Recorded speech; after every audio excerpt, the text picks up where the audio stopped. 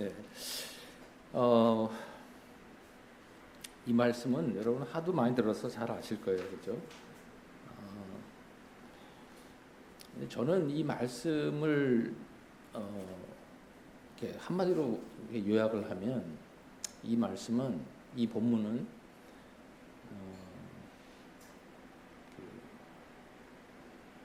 말씀이냐 삶이냐, 응? 그 어떤 그 선택에 대한 문제가 아니다. 말씀이냐 봉사냐, 또 말씀이냐 뭐 선행이냐,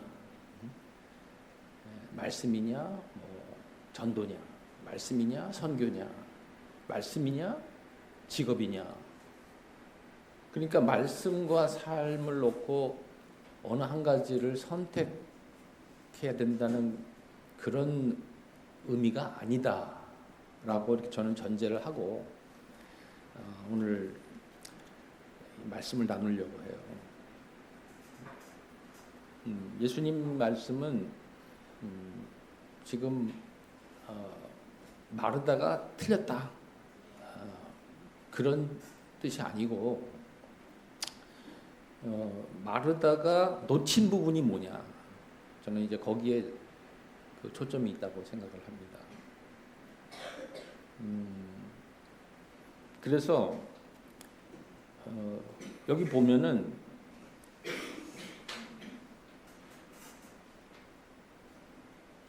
(42절에) 보면 맨 끝에 예수님께서 41절부터 보면 마르다야 마르다야 네가 많은 일로 염려하고 근심하나,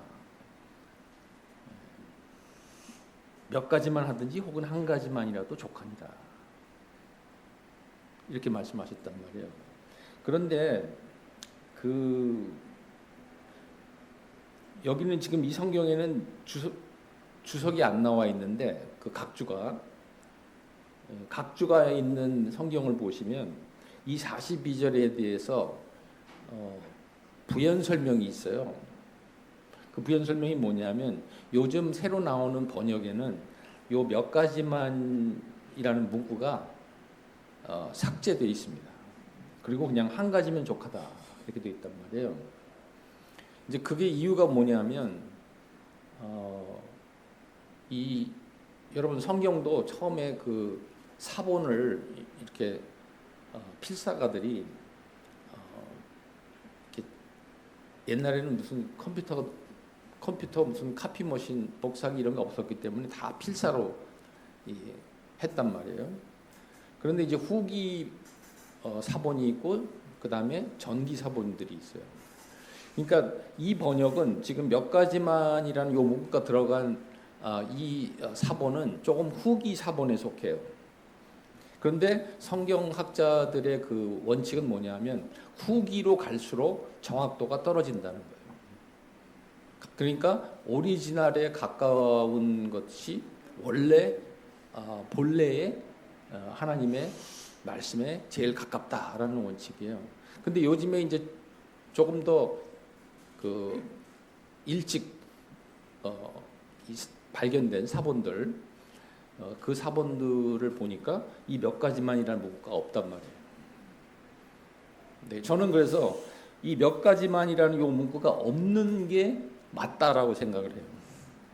이게 없어야 이 본문의 그 핵심이 바로 전달이 된다. 오히려 이게 있음으로 인해서 이게 약간 흐려져요. 이 주님이 말씀하신 그 어떤 그 핵심이 오히려 흐트러집니다. 약화됩니다. 강화된 게 아니라. 사실은 주님은 한 가지면 된다라고 말씀을 하신 건데 여기다가 몇 가지만을 이렇게 집어넣어 가지고 이것도 조금 저것도 조금, 말씀도 조금 봉사도 조금, 말씀도 조금, 그 다음에 다른 어떤 삶, 이렇게 이제 약간 섞어놨단 말이에요. 근데 이제 그 성경학자들이 그 이유를 설명을 하면서, 이건 추측이에요. 그분들의 추측이기 때문에 우리가 100% 믿을 필요는 없지만, 추측은 이 필사가들이 나중에 후기 필사가들이 마르다한테도 좀 인정을 해주려고 마르다도 잘못한 건 아니다. 봉사 열심히 하다가 이렇게 된 거니까 마르다한테도 좀 이렇게 점수를 주기 위해서 이렇게 몇 가지만이라고 이렇게 문구를 추가했을 가능성이 있다라고 이렇게 설명을 합니다. 어쨌든 요즘 나오는 번역은 여기 없어요. 몇 가지가. 특히 영어 번역들을 여러분 보시면 이거 다 빠져 있습니다. 그냥 한 가지면 된다. 그 한 가지가 뭘까요? 그 한 가지는 말씀이죠. 그러니까 봉사를 하던 또 뭐 선행을 하던 또 직장 생활을 하던 우리의 모든 삶이 우리의 전 삶의 영역에서 말씀이 중심이 돼야 된다. 근데 아마 이 마르다가 그러지 못한 것 같아요. 주님이 오신다고 그러니까 좀 막 흥분한 것 같아. 예? 주님이 이제 신방 온다고 그러니까 마르다가 좀 막 이렇게 업된 거예요. 이러면 업됐다고 그러잖아요. 이렇게 마음이. 그래 흥분해가지고 너무 열심히 했어. 너무 잘하려고 했어. 너무 잘하려고 하다 보면 여러분 무슨 일이 생깁니까? 이렇게 많은 염려가 생기고 근심이 생기고 모든 게 이렇게 무거워진단 말이에요. 그러다 보니까 이제 불평이 나오고 원망이 나오게 되는 거예요. 그러니까 마르다가 봉사한 것 자체는 아무 문제가 없는데 밥은 먹어야 될 거 아닙니까, 여러분? 그렇죠? 밥은 먹어야 되잖아요. 밥 안 먹고 살 수 있어요? 밥 먹어야지. 예수님 오신다니까 열심히 아마 부엌에서 준비를 한 것 같아. 그런데 문제는 뭐냐면 그날 아침에 잠시 눈을 감고 오늘 주님이 오시는데 오늘 내가 어떤 마음으로 주님이 오시면 봉사를 해야 되겠다 하고 하는 기도와 이 말씀에 대한 묵상이 만약에 있었다면 이런 원망이 안 나왔을 수도 있단 말이에요. 그죠? 아침에 큐티를 했다면 우리가 말하는 이제 큐티죠. 큐티를 했다면 그리고 말씀을 한 군데 상고하고 여러분 주의 말씀은 내 발의 등이요 내 길의 빛이니다라고 시편에서 말하고 있잖아요. 그러니까 말씀은 뭐 우리가 너무 추상화시키면 안 돼. 구체적으로 오늘 나에게 필요한 은혜를 달라. 때를 따라 돕는 은혜를 구하라고 그랬잖아요. 때를 따라 돕는 은혜를 구해야 된단 말이에요. 그냥 그날의 그 은혜를 구하는 거예요. 그렇죠? 그랬다면 아마 마르다가 이렇게 불평 안 했을 수도 있어요. 그랬다면 모든 문제가 다 원만하게 잘 됐을 수도 있어요. 그러니까 문제는 봉사했다는 데 문제가 아니고 말씀 중심으로 하지 않았다는 게 이제 문제였던 거예요. 그러니까 말씀이냐 삶이냐 이게 아니에요. 말씀 중심으로 삶을 우리가 배치하고 정리하고 정돈하면 된다는 거죠. 그럼 하나님께 영광이 되는 거예요. 무슨 일을 하든 먹든지 마시든지 네? 살든지 죽든지 하나님께 영광이 되는데 그렇게 안 한 거죠. 그러니까 열심히는 했어. 근데 열심히 한다고 이게 됩니까? 그렇죠? 잘하려고 하면 할수록 더 스트레스 받는 거예요. 그러니까 이걸 나누면 안 되죠. 그러니까 말씀과 삶을 나누면은 이제 거기에 모든 문제의 원인이 거기에 있는 거예요. 말씀과 삶을 나누는 데서 문제의 원인이 있습니다. 만약에 이날 아침에 마르다하고 마리아가 두 자매가 만나서 회의를 했다고 생각해 보세요. 오늘 일에 대해서 우리가 잠시 만나서 회의 좀 하자. 네? 오늘 예수님 오시는데 너랑 나랑 이렇게 잘 협력해가지고 예수님을 잘 모셔야 되지 않겠냐. 근데 잘못된 그 옵션이 세 가지가 있어. 잘못된 방식 세 가지. 첫째는 네가 반하고 내가 반하자. 반은 내가 봉사하고 반은 네가 말씀. 또 중간에 바꿔서 내가 말씀 듣고 네가 반은 봉사, 반씩 하자. 틀린 거죠. 말씀을 반만 들으면 됩니까? 또 두 번째 옵션은 뭐예요? 야, 오늘은 그냥 먹지 말자. 오늘은 그냥 말씀만 듣자. 밥 먹지 말자. 굉장히 경건하게 들려요. 근데 그거 맞습니까? 살아야죠, 사람이. 이 몸을 가지고 있는데 먹어야죠. 일해야죠. 봉사해야죠. 가정생활을 해야지. 다 하지. 삶이란 게 그런 거 아닙니까? 하나님이 우리를 그렇게 만드셨는데. 근데 먹지 말고 우리 말씀만 듣자? 이것도 아니야. 세 번째 옵션. 오늘은 내가 너를 위해서 희생할게. 너는 말씀만 들어. 나는 봉사만 할게. 이것도 굉장히 좋게 들릴 수 있어. 은혜롭게 들릴 수 있어. 희생적이야. 근데 이거 맞습니까? 이것도 틀린 거예요. 예? 말씀을 듣도록 하기 위해서 내가 희생을 한다? 그럼 나는 뭐야? 말씀을 안 들으면 그건 꽝입니다. 영적으로 그건 점점 메말라 가는 거예요. 그러니까 희생한다는 게 그런 희생은 좋은 희생이 아니에요. 그렇죠? 그러니까 이 세 가지 다 틀린 거예요. 이 세 가지의 공통점이 뭡니까? 말씀과 삶을 분리시켰다는 거예요. 말씀과 삶을 분리시켰다는데 그 공통점이 있는 거예요.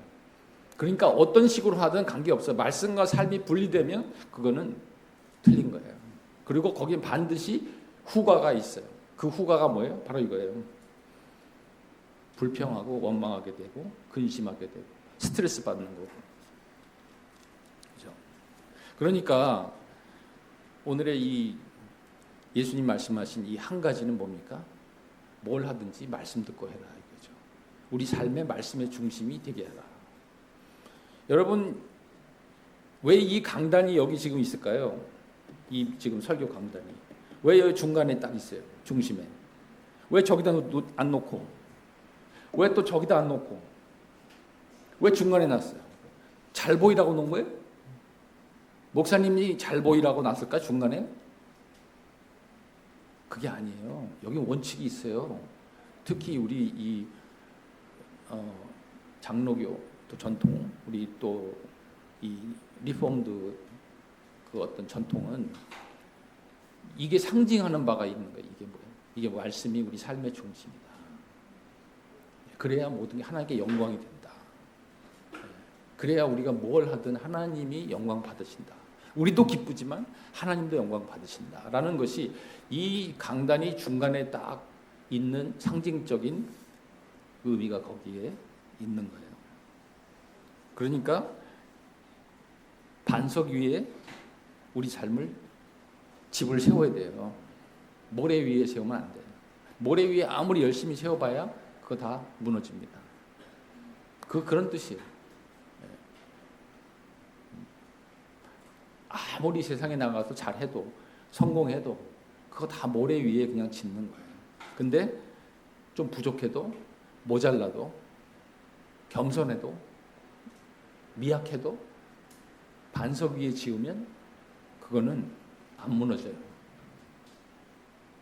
그 말씀이 바로 이 말씀이에요. 42절에 마리아는 이 좋은 편을 택하였으니 빼앗기지 아니하리라. 안 빼앗긴다 그 말이에요. 그게 아무리 세상적으로는 미약해 보이고 연약해 보이고 부족해 보이고 모자라 보여도 말씀으로 말씀 위에 반석 위에 세운 그 집은 안 무너진다. 그러니까 그런 인생 철학을 가지고 우리가 살아야 된다는 거예요. 그런 어떤 철학을 가지고 이 교회를 섬기고 또 우리의 인생을 그렇게 세워 나가야 된다는 거예요. 그죠?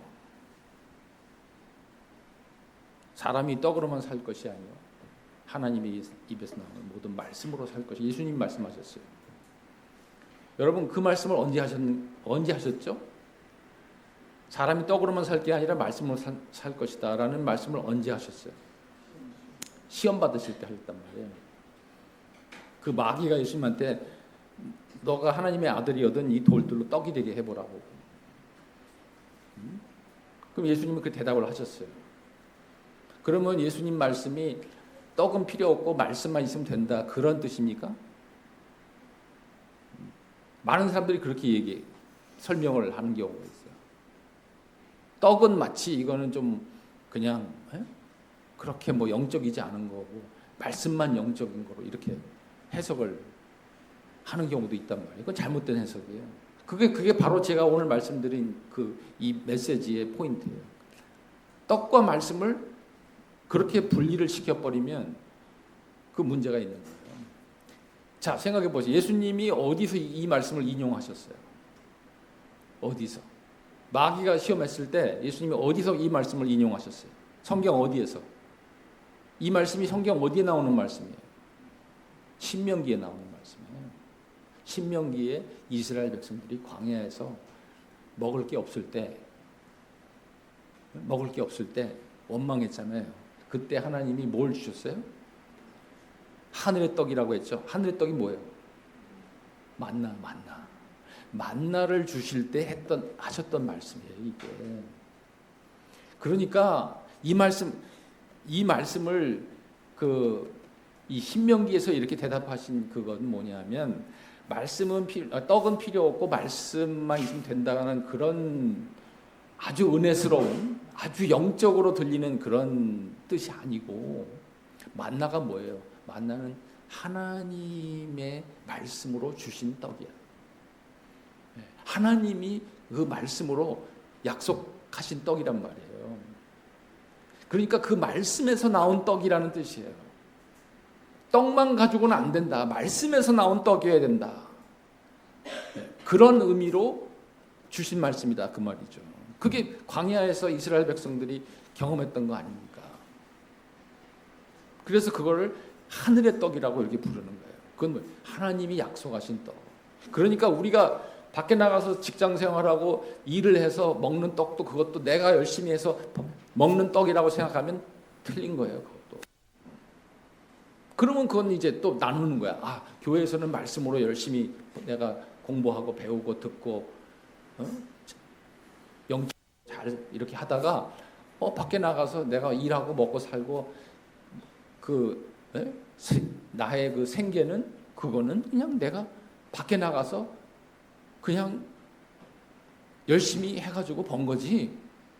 내가 잘해가지고 내 능력으로 잘해서 열심히 해서 번 거니까 그거는 뭐 말씀하고 무슨 그건 상관이 없는 거야. 이게 맞습니까? 이건 틀린 거예요. 밖에 우리 크리스천한테는 그게 그렇게 불가능한 일이에요. 그거는 안 믿는 사람들이야 뭐 그렇게 생각할 수 있겠지만 우리 크리스천들한테는 그렇게 될 수가 없는 거예요. 밖에 나가서 우리가 돈을 벌어서 그 떡을 먹는다 해도 그건 하나님이 주신 떡이라고 우리가 믿어야 되고 하나님이 약속하신 떡이다. 너희가 그의 나라와 의를 구해라. 그리하면 하나님이 이 모든 것을 더해 주신다. 그 말씀처럼 그의 나라에서 주신 떡이라고 우리가 믿고 먹는 거지. 아니 뭐 교회에서는 내가 말씀으로 이렇게 살지만 밖에 나가서는 내 능력으로 산다.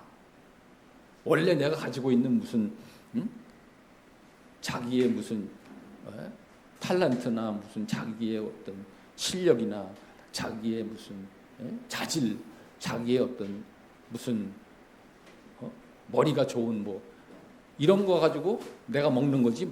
이거 맞습니까? 아니잖아요. 그러니까 다시 이제 원론으로 돌아오면 결국은 말씀이냐 삶이냐 이거는 선택의 문제가 아니다 이거죠. 말씀이냐 삶이 선택의 문제가 아니야. 말씀이냐 직업이냐 말씀이냐 뭐 선행이냐 말씀이냐 이웃사랑이냐 이건 선택의 문제가 아니에요. 한 가지면 돼요. 그 한 가지가 뭐예요? 말씀이죠. 말씀 중심으로 하는 거예요. 오늘 아침에도 여러분이 어떤 마음으로 오셨어요? 마르다처럼 오셨어요? 마리아처럼 오셨어요? 여러분의 마음이 분주하고 또 뭐 여러 가지 일들로 지금 머리에 꽉 차 있으면 지금 이 말씀도 잘 안 들어올 거예요. 지금 뭐 다른 게 꽉 차 있는데. 저는 아침에 일어나가지고 먼저 말씀부터 봐요. 설교 말씀 말고 설교 말씀으로 대신하는 게 아니라 설교 말씀은 설교 말씀이고 내가 또 나를 위해서 먹어야 될 말씀이 있어요. 그래서 기도하고 말씀 듣고 물론 그 말씀이 오늘 뭐 나한테 무슨 큰 감동을 주거나 뭐 갑자기 무슨 신비한 무슨 그런 느낌을 주는 그거 아니에요. 대부분 그런 거 없어요. 그냥 듣고 지나치는 거예요. 그리고 기도하고 끝나요. 근데 그게 중요해요. 이 말씀이 아무 일도 안 일어나는 것 같을 때가 대부분이야. 말씀이 너무 느린 거야. 우리가 보기에. 내가 기대하고 내가 원하는 것보다 말씀이 너무 느려. 내가 그냥 빨리 해치우는 게 빠르겠어. 말씀 기다리다가는 아무것도 안 되겠어. 우리는 항상 이런 생각을 할 때가 있어요. 근데 그게 아닌 거예요. 말씀이 우리가 절대 말씀을 따라잡지 못해요. 그리고 말씀보다 더 빨리 못 가요. 그게 느린 것처럼 보이는 것뿐이야. 그래서 말씀이 무서운 줄을 알아야 돼요. 말씀이 만만하게 보이면 그거는 자꾸 이런 식으로 가게 되는 거예요. 마르다처럼. 그러면 뭐 급하면 잠깐 건너뛰어. 급하면 당장 급한데 뭐 말씀 오늘은 좀 주님 말씀 제끼고 하겠습니다. 급한데 지금 시간 없습니다. 그 말씀 만만하게 보는 거죠. 왜냐하면 말씀 봤는데 뭐 아무 일도 안 일어나. 뭐 아무것도 없는 것 같아요. 느린 것 같아요. 그러나 여러분 그게 하루 이틀을 보면 그렇죠. 그러나 5년을 보고 10년을 보십시오. 말씀이 얼마나 무서운지를 그때 알게 되는 거예요. 하루를 보면 뭐 달라지는 게 아무것도 없지만 여러분 10년을 보세요. 엄청 많이 큰 변화가 일어납니다. 20년을 보세요. 그리고 더 나아가서 일생을 돌아보세요. 말씀 앞에 다 엎드리게 돼 있어. 말씀 앞에 굴복하게 돼 있어. 여러분, 저 하늘에 나는 비행기를 한번 보세요. 가끔 하늘에 비행기가 날아가잖아요. 여러분. 하늘 보시고 사십니까? 가끔 하늘도 좀 보세요. 그래야 이 비행기가 날아가는 것도 보인단 말이에요. 그런데 이 비행기가 이렇게 보면은 빠릅니까? 느립니까? 하늘에 날아가는 비행기가. 빨리 보여요? 빠르게 보여요? 느리게 보여요? 느리게 보이죠? 굉장히 느려 보여요. 그리고 내가 뛰어가면 잡을 수 있을 것 같아. 한번 잡아보세요. 잡히나? 저 멀리서 가는 비행기가 너무 느리게 보이는데 내가 뛰면 저거 잡겠다. 잡힙니까? 못 잡아요. 아무리 죽어라 뛰어도 안 잡혀요, 그 비행기. 근데 보이는 게 그렇게 느리게 보이는 거야. 마찬가지예요, 말씀도. 하나님은요, 저 우주 높은 곳에서 우리를 다 보고 계시단 말이에요. 우리가 보기에는 하나님은 아무 일도 안 하시는 것 같아. 근데 그건 착시예요. 착시 현상이야. 말씀 아무것도 안 하는 것 같아. 네? 내 가족들 말씀이 아무 일도 안 일어나는 것 같아. 우리 자식들 말씀 아무 일도 안 일어나는 것 같아. 아무 변화도 없는 것 같아. 우리 부모님, 부모 형제 뭐 전도 좀 하려고 하는데 아무 일도 안 일어나는 것 같아. 그렇죠? 꿈쩍도 안 해. 그 착시 현상이에요. 10년이 지나고 20년이 지나고 30년이 지나고 결국은 모든 인생이 말씀 앞에 무릎 꿇게 돼 있단 말이에요. 말씀대로 되게 돼 있어요. 절대 말씀을 능가하지 못해요. 어떤 인생도. 그래서 오늘 아무 감흥이 없어 보이고 아무 감동이 없어도 이 말씀을 들어야 돼요. 먹어야 돼요. 그리고 말씀대로 이루어질 것입니다. 하나님의 약속대로 이루어 주신다. 그걸 믿고 가야 된다는 거죠. 그게 반석 위에 집을 짓는 거예요. 안 그리고 자꾸 내 생각으로 내 계산대로 자꾸 뭘 하려고 하면 그건 모래 위에다가 집을 짓는 거예요. 제가요, 사실은 제 개인 간증이 그 마르다와 같은 사람이었어요. 제가 미국에서 목회를 했는데 그 목회할 때 너무 목회를 잘하고 싶었어요. 이게 문제야. 너무 잘하고 싶었던 거예요. 그래서 뭔가 보여주고 싶었어요. 막 잘하고 싶었던 거예요. 근데 여러분, 잘하고 싶은 게 과도하면 그게 이제 짐이 되는 거예요. 그게 짐이 돼요. 무거워져요. 잘하고 싶은 거 그 마음 자체는 괜찮은데 그게 과도하니까 그게 짐이 되고 무거워집니다. 거기에 기쁨이 없어지는 거예요. 자유함도 없어지고. 그래서 하나님이 저를 살리기 위해서 목회를 안 되게 하셨어. 좀 이상한 말이지만. 그래서 저를 나중에 저 멀리 중국으로 보내셨어요. 그러니까 정말 저는 뭐 중국을 가고 싶어서 간 게 아니라 해도 안 되니까 나중에는 마치 무슨 광야로 이렇게 도망가는 것처럼 도망간 거예요. 거기가 광야더라고요. 그런데 그 광야에 가니까 들리는 거예요, 말씀이. 목회하면서 안 들렸던 말씀이, 설교를 그렇게 매주일 하고 성경 공부를 하고 그래도 이게 다시는 안 들렸던 거예요. 왜? 내 마음이 꽉 다른 걸로 꽉 차 있었어. 근데 이제 중국으로 갔어요. 16년 전, 15년 전에 중국으로 갔어요.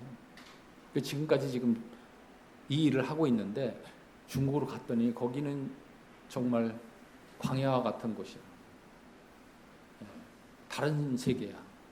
제가 다른 세계를 처음 본 거예요.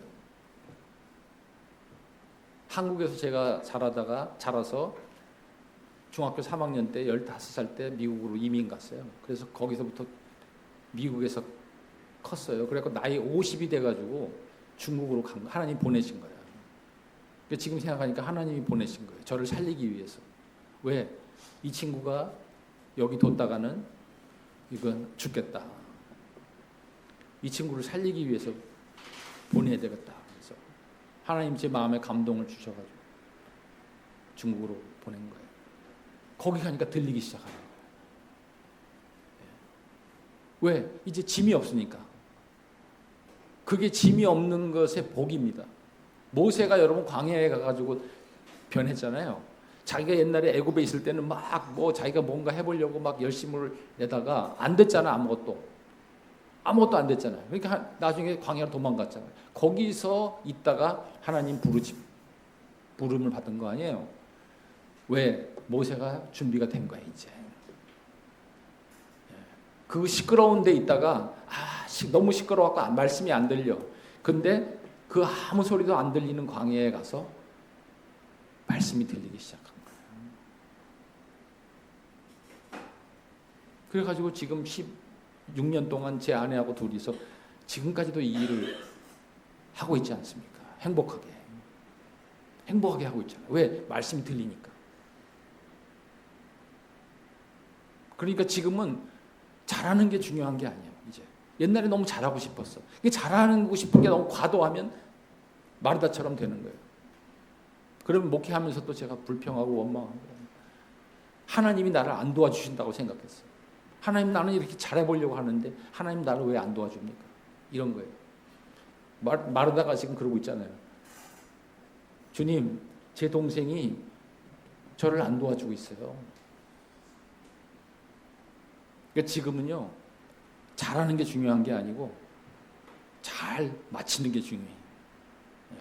그게 바뀐 거예요. 시선이 바뀐 거예요. 그래야 돼요. 우리가 잘하는 게 중요한 게 아니라 잘 마치는 게 중요해요. 경주를 끝까지 달리고 선한 싸움을 끝까지 싸우고 믿음을 끝까지 지키는 게 중요한 거예요. 근데 잘 마치려고 하면 하나님께서 은혜를 주신다 이거예요. 그러니까 내가 막 힘들여서 힘이 들어가면 안 되는데 힘을 다 뺀 다음에는 하나님이 일하시니까 된단 말이에요. 근데 지금도 그래요. 이제는 성공이 목적이 아니에요. 이제는 충성이 목적이에요. 그러니까 얼마나 자유로워요. 성공하려고 그러면 여러분 스트레스 때문에 못 살아요. 근데 충성하려고 그러면 스트레스 없어요. 충성은 어떤 조건과 어떤 환경에서 할 수 있기 때문에 그냥 충성하는 거야. 그러면 하나님이 일하신다. 내가 힘이 안 들어가니까. 내가 힘 들어갈 때는 아무것도 안 되더니 하나님이 일하시니까. 지금까지 이렇게 16년째 하고 있잖아요. 뭐가 많아서 하고 있는 거 아니에요. 뭐가 너무 잘 되고 무슨 대단한 무슨 일을 해서 하는 게 아니라 말씀이 들리기 시작하는 거예요. 그러니까 그 말씀으로 하니까 이제 감사하죠. 말씀으로 하니까 열매가 있는 거예요. 반석 위에다가 차곡차곡 쌓아 올리는 거예요, 집을. 그래서 저는 이건 제 간증이에요. 이 마르다를 보면서 저는 제 자신을 봅니다. 그리고 이 말씀이 너무 좋아. 빼앗기지 않는다. 말씀으로 쌓은 거는 안 뺏긴다. 그건 하나님이 하나님의 때에 하나님의 시간에 하나님이 정하신 장소에서 하나님께서 영광을 드러내 주신다는 거예요. 그게 이 말씀의 교훈입니다. 사랑하는 성도 여러분, 말씀이냐 삶이냐 나누지 마세요. 말씀 중심으로 사십시오. 말씀 중심으로 봉사하시고 말씀 중심으로 교회 다니시고 말씀 중심으로 선행을 하시고 전도하고 선교하고 그것이 여러분들의 인생을 반석 위에 짓는 비결이에요. 그리고 절대로 말씀은 실패하지 않습니다. 그리고 말씀 만만하게 보지 마시고요. 말씀 가볍게 보지 마시고 말씀 느리다고 생각하지 마시고 그럴 때마다 저 하늘의 비행기를 한번 보시고 제가 드린 말씀 다시 한번 생각해 보세요. 느리게 보여도 절대 느리지 않다. 그리고 하나님께서 반드시 이 말씀이 여러분들이 기도하고 또 여러분들이 말씀에 순종한 그 순종을 하나님께서 받으시고 헛되지 않게 하실 줄로 믿습니다. 하나님, 오늘 이 아침에 다시 한번 저희들의 마음을 주께서 아십니다. 저희가 오늘 마리아처럼 왔는지 마르다처럼 왔는지 하나님만이 아십니다.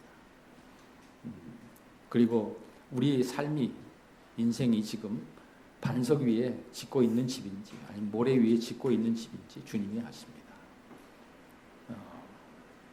지금 당장은 안 보여도 주님 훗날 돌아보면 다 보입니다.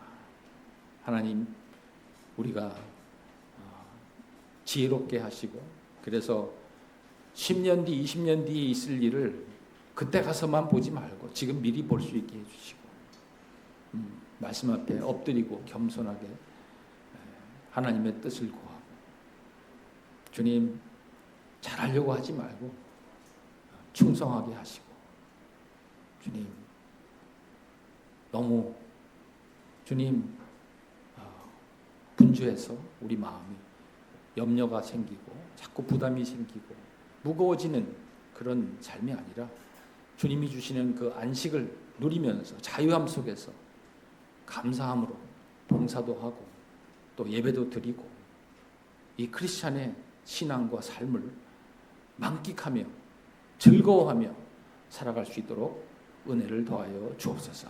예수님 이름으로 기도합니다.